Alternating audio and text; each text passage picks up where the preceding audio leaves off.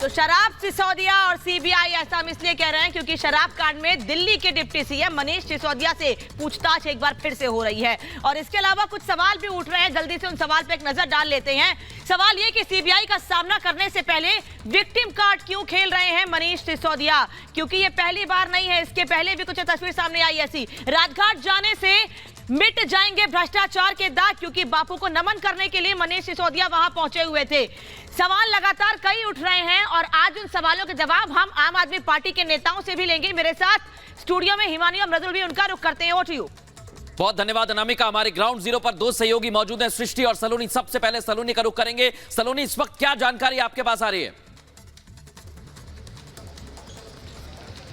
देखिए मृदुल, अभी जो जानकारी मिल रही है, मनीष सिसोदिया के घर से खाना गया है, लंच ब्रेक में वो खाना खाएंगे। लेकिन देखिए दो टैक्टिक्स आम आदमी पार्टी अपनाती हुई नजर आ रही है। हमने शुरुआत में तस्वीरें देखी सुबह में कैसे राजघाट गए, उनका ये तरीका एक तरह से सिंपैथी गेन करने का कहें या शक्ति प्रदर्शन करने का कहें, दोनों ही टैक्टिक्स यहाँ अपनाई गई। क्योंकि जब उनकी तरफ से बयान आया कि मेरी गिरफ्तारी हो सकती है लेकिन बच्चे पढ़ाई करें, मेरा मन दुखी होगा, तो यानी देखिए शक्ति प्रदर्शन भी चल रहा है, सिंपैथी गेन करने की कोशिश की जा रही है। यानी हर तरह से आम आदमी पार्टी ये कोशिश में लगी हुई है कि ये जो पूरा प्रकरण चल रहा है पूछताछ का, इसे एनकैश किया जाए, इससे फायदा हो, इससे जो डेंट पड़ रहा है उसको कैसे हटाएं, इसको लेकर रणनीति बना रही है आम आदमी पार्टी। और यही वजह है कि दोनों ही चीजें, चाहे शक्ति प्रदर्शन चाहे विक्टिम कार्ड, दोनों ही खेला जा रहा है। फिलहाल आपको सीबीआई दफ्तर की तस्वीरें हम एक बार दिखा देते हैं जहां सवालों का सामना कर रहे हैं मनीष सिसोदिया, और ये दूसरी बार है। पिछली बार भी कई घंटे तक की पूछताछ हुई थी। यहाँ धारा 144 लागू है। तमाम जो आम आदमी पार्टी के कार्यकर्ता हैं, नेता हैं, उन्हें डिटेन किया गया है क्योंकि प्रदर्शन तेजी से होने लगा था। सीबीआई दफ्तर के बाहर बैठ गए थे, ऐसे में पुलिस को डिटेन करना पड़ा है। 4 बैरिकेड्स लगाए गए जिससे कि वहां तक सीबीआई दफ्तर तक लोग ना पहुंचे। मीडिया को भी पहले ही बैरिकेड दिखा रही है। लेकिन एक बार जरा सृष्टि का भी रुख कर लेते हैं। सृष्टि, क्या माना जाए, कितनी लंबी और ये पूछताछ चल सकती है? हालांकि जिस तरह से सलोनी बता रही है कि ब्रेक के बाद फिर से अब पूछताछ, कितना लंबा चल सकता है ये पूरा मामला भी?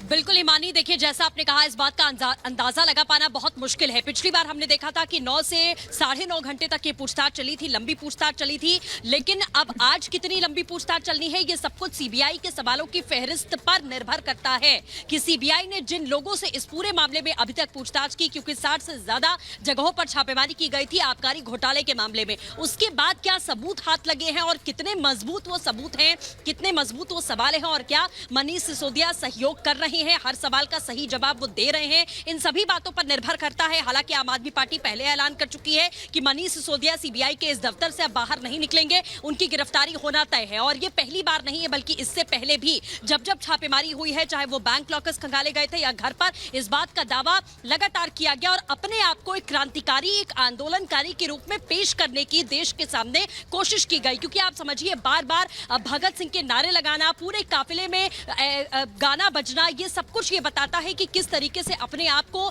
एक आंदोलनकारी और क्रांतिकारी बताने की कोशिश की जा रही है। और कहा जा रहा है कि सत्ता का दुरुपयोग करके इनके ऊपर गलत आरोपों से कार्रवाई की जा रही है। लेकिन सीबीआई तथ्यों पर काम